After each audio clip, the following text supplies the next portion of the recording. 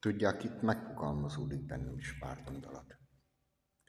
Ha van idejük, a Dávid Zacskós néven van. Keressék meg azt a YouTube csatornát.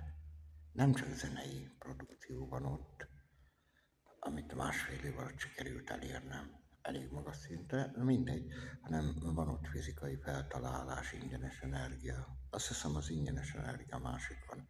Na mindegy, azokra tett képek, és előzményként Magyarországon nekem elvették 2 lakásomat, illetve egy garázsomat a legfőbb ügyésznek, egy dagadt disznókurva, úgy hívják, hogy Miskolci Éva, egyik alkalmazottjáknak a vezetésével. És Orbán Viktor a szentember, aki a Szent Atyával, meg mit tudom én még milyen szentségekkel tárgyal, ő nem érzi magát ebbe a dologba hibásnak, mint a kakuk berakja a másik fészkébe. Hát ugye, hogy milyen rohadék az a kibaszott veréb, az a kibaszott cinyege, vagy nem tudom, amelyik nem ad a kakuknak a gyerekének adni enni. Hát rohadék. De a kakuk semmiféleképpen nem rohadék. Na most, hogy így elkezdjük közösen szidni Orbánt a jelleme miatt, akiknek a felmenői azokon a telepeken mesztelenül kirakják 5 éves korukba a gyerekeket, hogy legyen életre való, majd szerezi magának ételt. Nem is tudnánk elvárni többet. De mielőtt szidjuk csak Orbánt, és belegondolunk, hogy mi ugyan nem vagyunk egy aljas, jellemtelen férgek, akik ezzel ellen semmit nem tettünk, pedig tettünk volna. Adhattunk volna mondjuk mi is nekünk enni, mert senki nem tiltja meg. Egyszerűbb Orbánt szidni, aki valójában az, aminek neveztem, de mi semmiképpen nem. Pedig ugyanolyan jellemtelen férgek vagyunk. És mikor szidják, hogy diktátorként ott ül a helyeken, erre csak annyit tudok mondani. Maguk szavazták meg, maguk gyártották oda, és meg is érdemlik így. Dolog másik része. Könnyű büszkének lenni olyan emberekre, mint Viktor, aki békét teremt a világban. A magyarságnak nem hiszem, hogy a béke a legnagyobb feladat, mikor Kádár János 11 millió magyarnak tudott adni a 16 millióból enni, az összes 11 millió magyarnak, aki ott élt. Orbán Viktor elől nyitásképpen 4,5 millió elmenekült örökre. A maradék 7 millióból 3 millió külföldön dolgozik.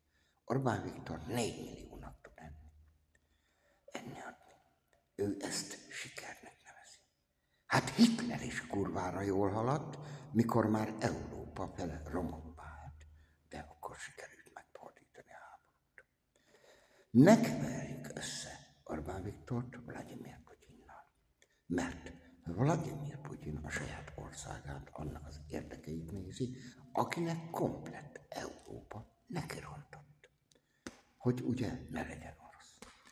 Azok a kis szent fárantok, meg papírhivatalok, akikkel, meg a vezetőjével Orbánt a Szent Atyával tárgyal, az oroszok kiirtására fejenként 100-200 ezer eurót küldtek. Fejenként, ezek kis falusi hivatalok. Az oroszok elszállásorára 500 eurót adtak. Nekem volt egy barátom, aki megkereste őket ebbe az időbe, kapott 20 eurót tőle, az életre. Megkérdeztük ugyanezen európaiakat, hogy az ukránok helyreállítására, ugye, mivel belerángatták őket a háborúba, mert ők biztatták, harcoljatok, ti hazátok. Hát azt mondták az Unióban mindenki. Hát ahhoz, hogy éljen az ukrán, hát arra nem. Dögöljön értünk, vagy fogja be a bováját. Ezt kapták. Ezt kapták azért, mert harcoltak önökért.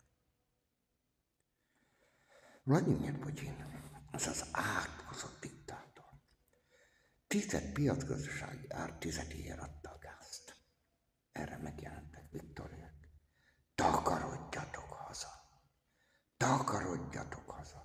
mikor az ő megszállások alapján, amit elfelejtünk, hogy véletlenül úgy keveredtek oda, hogy egy fasiszta ország oldalán elvesztettük a világháborút, amiben több százmillió, vagy több mint 100 millió ember meghalt. Az ő uralmuk alatt felépült az ország a semmiből. 11 milliónak lett lakása. 11 millió házban lakott. 11 milliónak volt munkahelye. Hát 11 milliónak nem, mert abból volt gyerek, meg egy nyugdíjas, de a megfelelő arányban az egész 11 millió el volt látva. Beléptünk egy baráti rendszerbe, ahol Viktor is, Gyurcsány is, az összes ember arra szavazott, akkor még én is. Beléptünk egy baráti közegbe, akik mellett hagyták a szabad Magyarország kirablását, és leépült az ország, hogy már csak 4 milliónak tud enni. Ezek után összerakjuk, hogy ki az állat, és ki nem. Van egyszer az egyik oldalon gyönyörű a magyarság ma. Dolgozni aztán az senki. De van a jobb oldalon, ugye a Viktor, aki abba hisz, hogy kakukként a magyar kölyköket berakjuk más viszkébe. Aztán ha nem ad neki a cinege, szítjuk. Nem ad neki a büdös veréb, szítjuk. De hogy mi adjunk, azt nem. Holott járna, mivel 20 évig adót fizetett. Illetve mindent elloptak tőle. A szocpoltól, nem csak a saját lakását, szocpoltól kezdve az összes járandóság. Neki ne legyen családja, semmi, csak azért, hogy nekünk béke legyen. Viktor, aki kibaszottul érdekel a béke. Közben a saját faja, akire igazán büszke lehetne, mert ha megkerestük ezt a Dávid zacskós oldalt, Isten elméletére, hogy hibás, egyedül Nikolász Tesla jött rá az egész világon.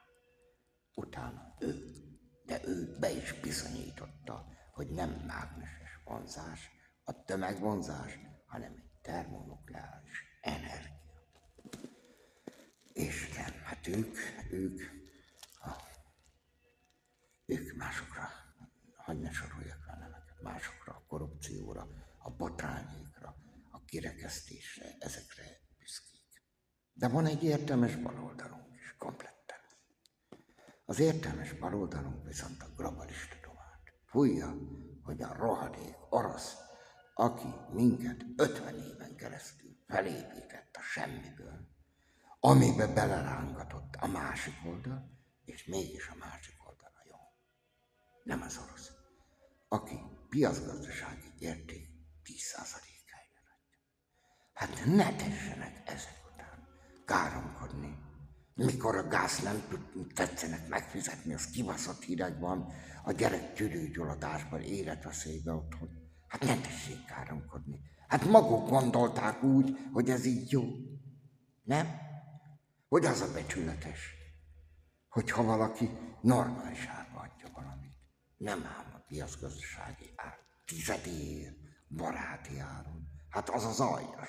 Azok takarodjanak haza. Igaz? Hát önök mondták. Önök szajkozták a saját hülyeségeiket. És hát ugye ez a kedves baloldal is fújja ezt a hülyeségeit, hogy ki a mi barátunk, ki a mi ellenségünk. Nekem például az Amerikai Egyesült Államok barátom, a Európai Uniót nem tartom normálisnak. Nem tartom normálisnak, hogyha egy fizikus gitárművész mély nyomorba tartják. Hát olyan elvetemült állat a földön nincs egyetlen egy politikus se, mint Orbán vagy az Unió, aki mély nyomorba tart egy fizikus gitárművész. Senki más nincs az egész világon. Se.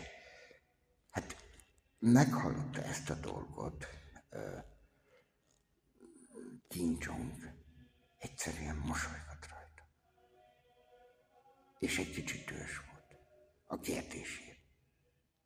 Melyik néz engem hülyének, hogy mély nyomorba tartaná? Ugyanígy reagált Razmán Kadyrov is. Ugyanígy reagált az Egyesült Államok mindkét elnöke, pártoldaltól függetlenül ugyanúgy reagált a kínai elnök és a komplett japán gazdaság is. Ezek után felteszem a kérdést, hogy önök is annak az egységnek a tagja. Normálisak?